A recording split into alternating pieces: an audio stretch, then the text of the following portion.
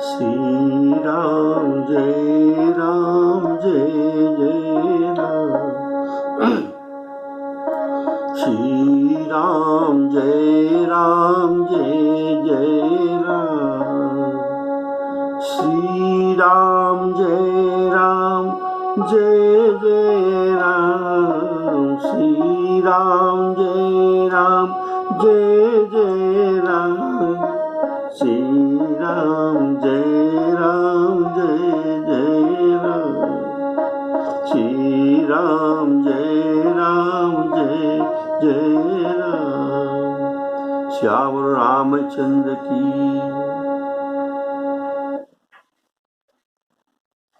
इस चैनल के महानुभाव श्रोताओं को सप्रेम राम राम करते हुए आज का राम कथा प्रारंभ करता हूँ। बोलिए श्यावर रामचंद्र की जय। पिछले एपिसोड में आप लोग सुने थे देवताओं के मनाने पर सरस्वती बाध्य होकर अयोध्या को आए और अयोध्या में ये देखते हैं कि किसी का मति को फेर कर दो कि किसका बुद्धि को पलट सकूं। तो उसने ढूंढकर एक स्त्री को चुन लिए। उनका नाम था मंथरा और ये स्वभाव से ही दुष्ट बुद्धि वाली है और ये स्त्री भी था और दासी भी था। फिर किसकी? कैकेयी की। उनकी मति को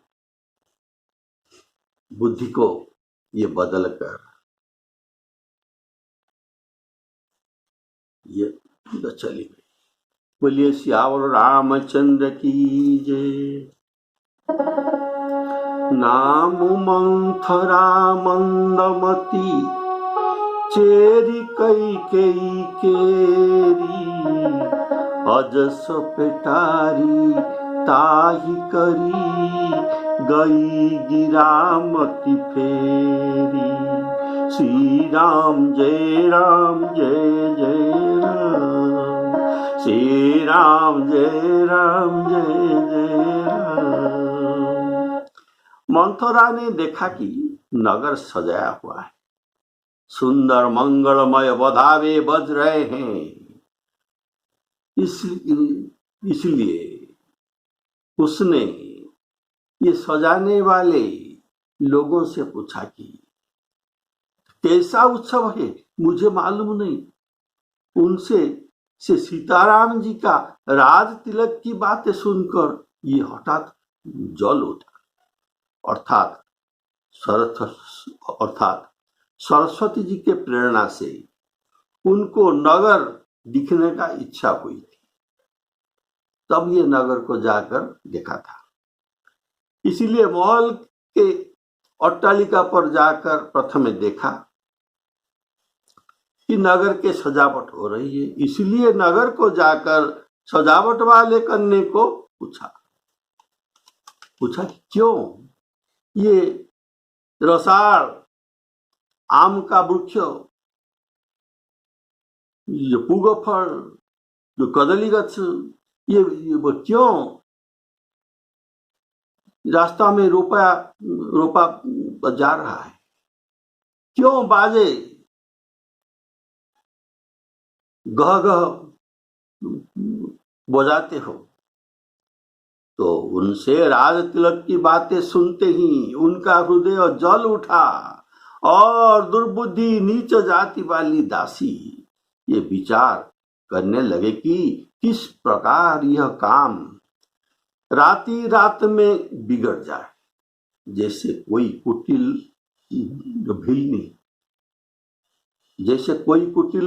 भिलनी ये शहद का छत्ता लगा देकर घात लगाते हैं। घात लगाते हैं कि इसको किस तरह से उखाड़ लो।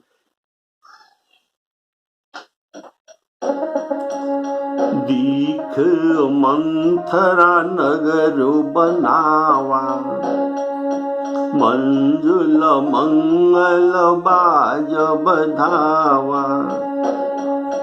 पूछे सी लोगन काह उछाऊ, राम तिलक सुनि भाउर दाऊ। पूछे सी लोगन काह उछाऊ, राम तिलक सुनि भाउर दाऊ। करही विचार कुबुद्धि कुजाति, होई काज कवनि विधि राति। देख लागी मधु कुटिल की राती, जिमि गवत कहीं कवनि विधि राती। श्री राम जय राम जय जय राम।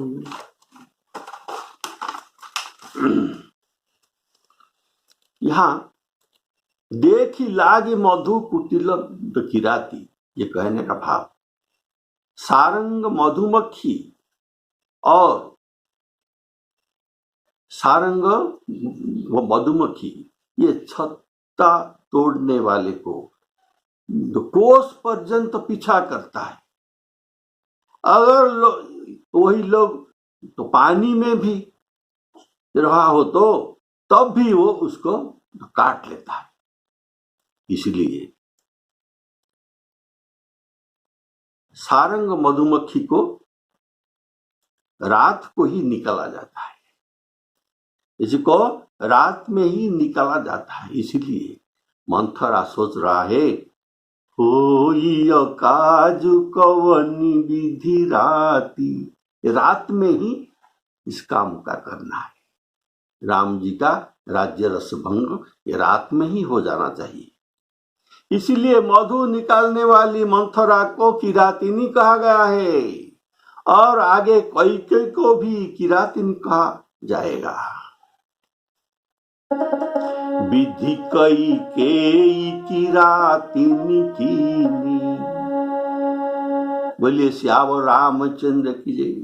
कैकेयी भी किरातिनी आगे की चौपाई में ये बन जाएगा।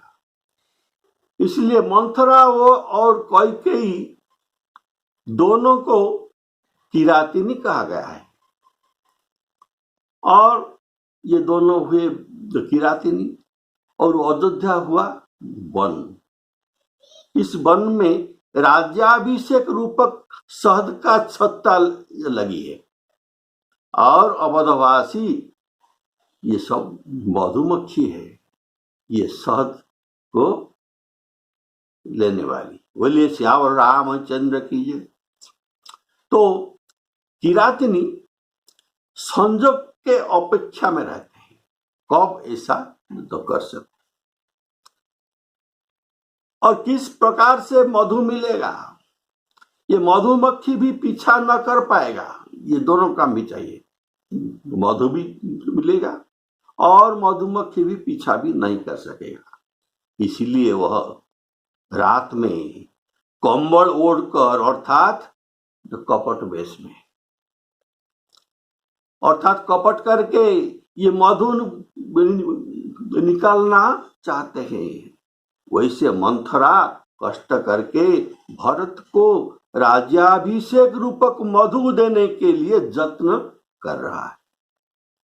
तो उनके सोच में इस समय सुजोग यह है कि इस समय का सुजोग यही है कि भरत को बाहर देश को और अर्थात नाना जी के घर भेजकर अपना पुत्र को राज्य देने के लिए कौशल्या सोच रहा है, ऐसा उनको कहना पड़ेगा। और कैकेयी अब तक राज्याभिषेक का समाचार भी नहीं पाई है, ये उनका असली सुजोग है। राज्याभिषेक प्रसंग में और कुछ बात नहीं, इतना बात है भरत ये अयोध्या में नहीं है और ये ननिहाल में है।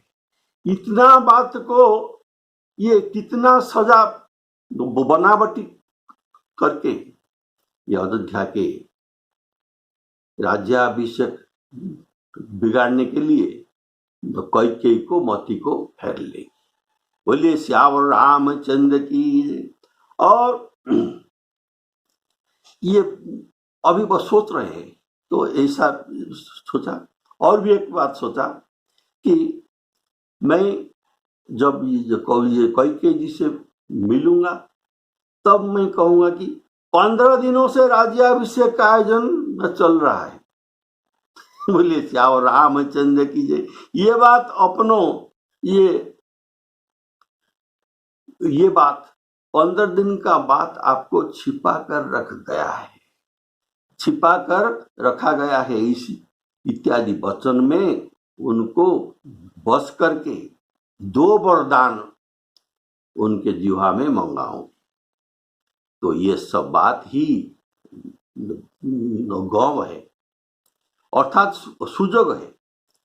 जिमी गौ तकई, अर्थात यदि किरातिन गौ में मधु नहीं लेते जो तब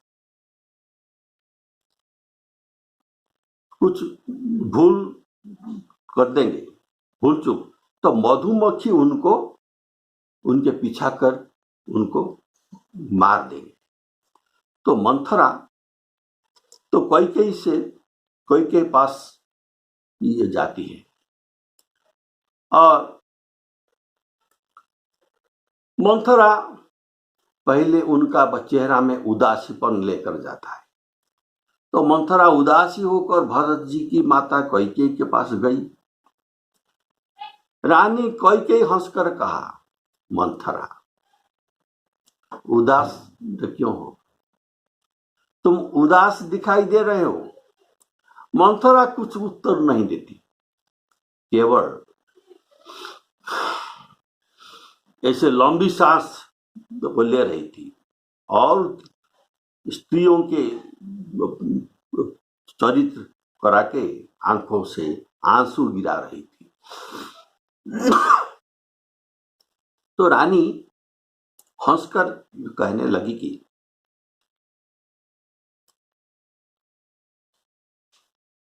अरे मथुरा, तेरे बड़ा गाल है। गाल अर्थात तू बहुत बड़बड़ कर बोलने वाली हो और मेरा मन कहता है कि लखन ने तुझे कुछ दंड दिया है क्या? तब भी वह महापापिनी दासी कुछ भी नहीं बोल रही है, ऐसी लंबा सांस छोड़ रही है मानो काली नागिन। इनका चेहरा तो काली था तो इसलिए काली नागिन तो कवि ने कहा दिया। तो काली नागिन जैसे ये सांस छोड़ रहे हैं, फुफुकार कर रहा है।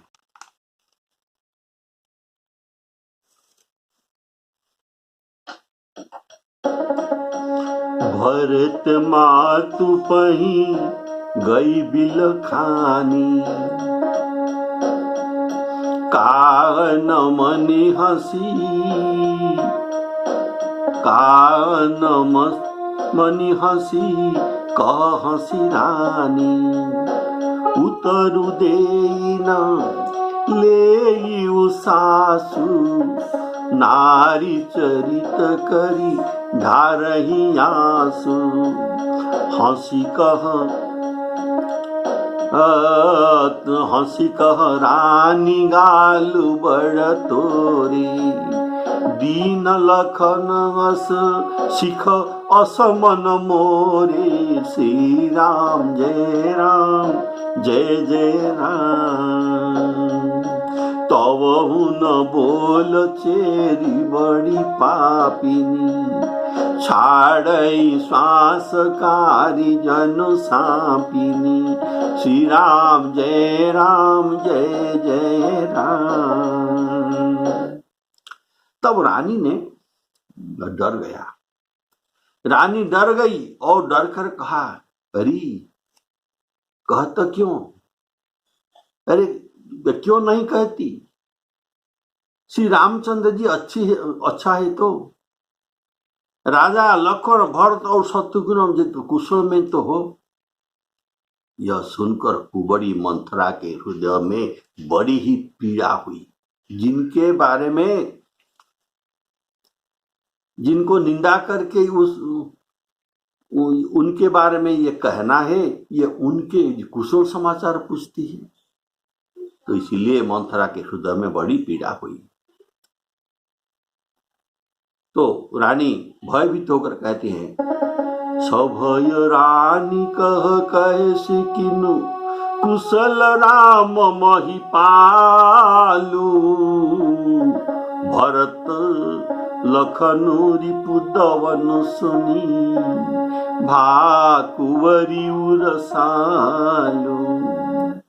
तो इन्होंने जो डर गई, तब जो अधिक प्यारा है उनके नाम ये पहले धरते हैं।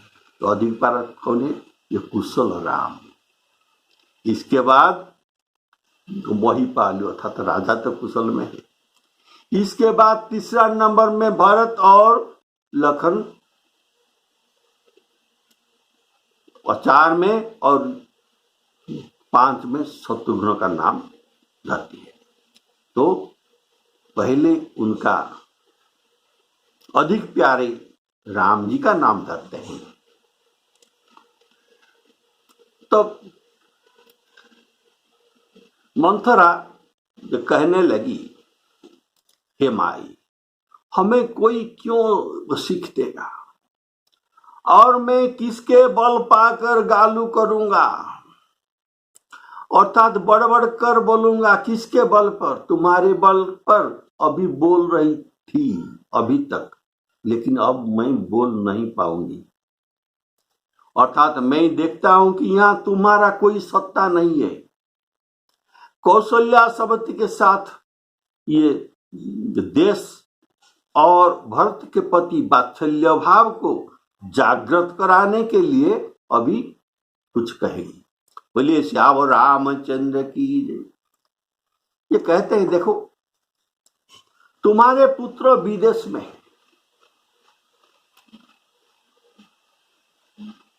भरत को जानबूझकर बाहर कर दिया गया है।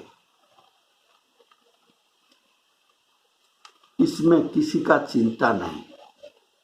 तुम्हारे भरत अकेली पुत्र है, तुमको भी इसका कोई भी चिंता नहीं है।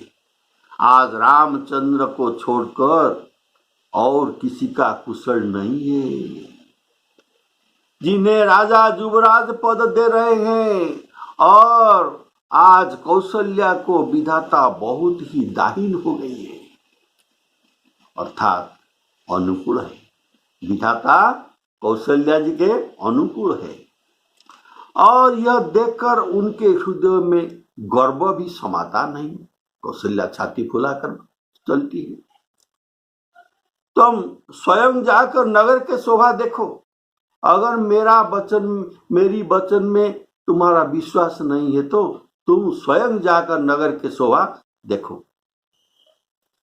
यह देखकर उनके देखो, तुम क्यों नहीं देख रहे हो? जिसे देखकर मेरे मन में क्षोभ हुआ है, बड़ा दुख हुआ है।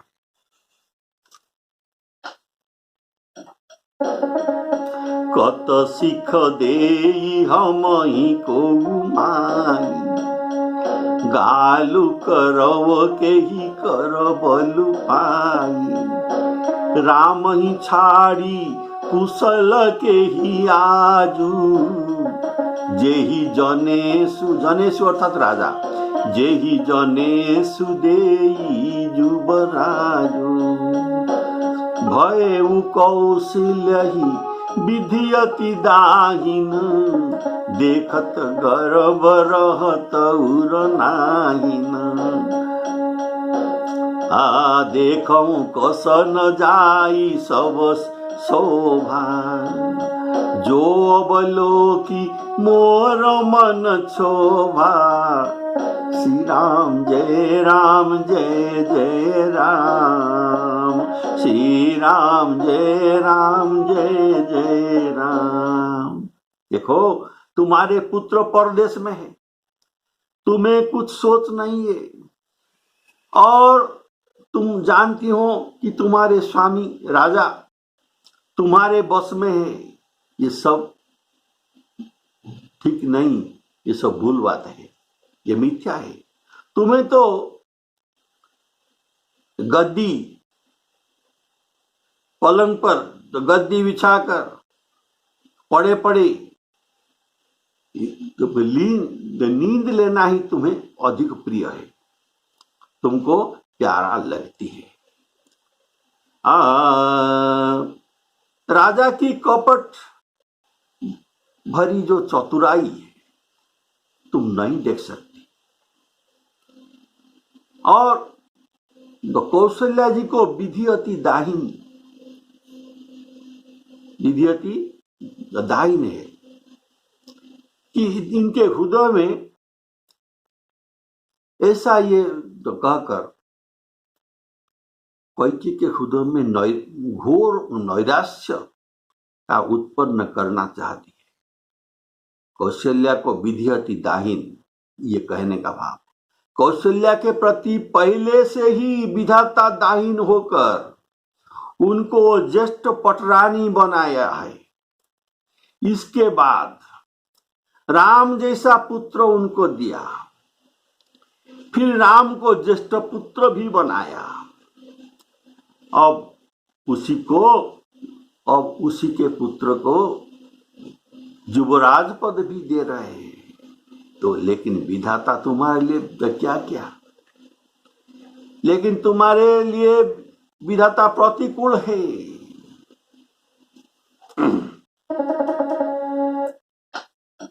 पूत विदेशन पूत विदेशन सोच तुम्हारी। जानती हूँ बस नाहु हमारे, नाहु अर्थात स्वामी। नींद बहुत प्रिय सेज तुराई, सेज तुला के सेज। नींद बहुत प्रिय सेज तुराई, लखहु न भूप कपट चतुराई। श्री राम जय जय राम। तो मंथरा के प्रिय वचन सुनकर इतना सब कहा, लेकिन कैकेयी को प्रिय लगा, कारण उनमें राम जी का अभिषेक था। जिसके विरुद्ध ये कहने वाली थी, ये उनकी पसंद की बात है। इसलिए मंथरा के प्रिय वचन सुनकर, किंतु उनको मैली स्वभाव ऐसा भी जानकर रानी उनको डांट कर बोली, बस चुप रहो, घर फेरी कहीं का। जो फिर कभी ऐसा ये कहेगी तो तेरी जीभ पकड़कर निकाल लूंगी। लोग जो कहते हैं ये वही सच है। जो कानों, लंगड़ों और कुबड़ों को लोग कुटिल और कुचाली जानते हैं, तो वही सच निकला। उनमें भी स्त्री हो और खासकर दासी भी है। इतना कहकर भरत जी के माता मुस्कुराती है। बोलिए श्यावर रामचंद्र की जय। मंथरा के इतना सारे बात उनके बुद्धि में कुछ भी असर नहीं पड़ा। सुनी प्रिय वचन मलिन मन जानी, झोंकी रानी अब रहुअर गानी। पुण्य सकबहु कहसी घर पोरी, पुण्य सकबहु कहसी घर फोरी, तब धरी जीव कढ़ावऊ तोरी। श्री राम जय जय राम। काने खोरे कुबरे कुटिल कुचाली जानी, तिय अभिषेखी पुनि चेरी कही, चेरी दासी ती अभिषेक ती स्त्री, ती अभिषेखी पुनि चेरी कही, भरत मातु मुस्कानी। श्री राम जय जय राम। तो कैकेयी के पास मंथरा जाते समय कैकेयी जी तुला सेज में सोए थे, इसलिए मंथरा उनको कहा, नींद बहुत प्रिय सेज तुराई। उनके बातों को सुनने पर कैकेयी जी कहते हैं, देखो मंथरा, अब मैं तुम्हारी दोष को माफ करता हूं। तुम जो विरुद्ध वचन, घरफोरी वचन जो बोलती हो, अभी तुमको मैं माफ करता हूं, लेकिन अगर फिर कब कहोगी तो तुम्हारे जीव को निकाल दूंगा। फिर बोली, कैकेयी जी बोलती हैं, हे प्रिय वचन कहने वाली मंथरा। प्रिय वचन क्या है? राम जी का अभिषेक। हे प्रिय वचन कहने वाली मंथरा, मैंने तुझको शिक्षा देने के लिए इतनी बात कही, प्यार से बोलती है अभी, मुझे तुझ पर स्वप्न में भी क्रोध नहीं है। देखो मंथरा, सुंदर मंगलदायक शुभ दिन वही होगा। कौन होगा? जिस दिन तुम्हारी कहना सत्य हो जाएगा। सुनो, अर्थात राम जी का राज तिलक हो। ये है सुंदर वचन।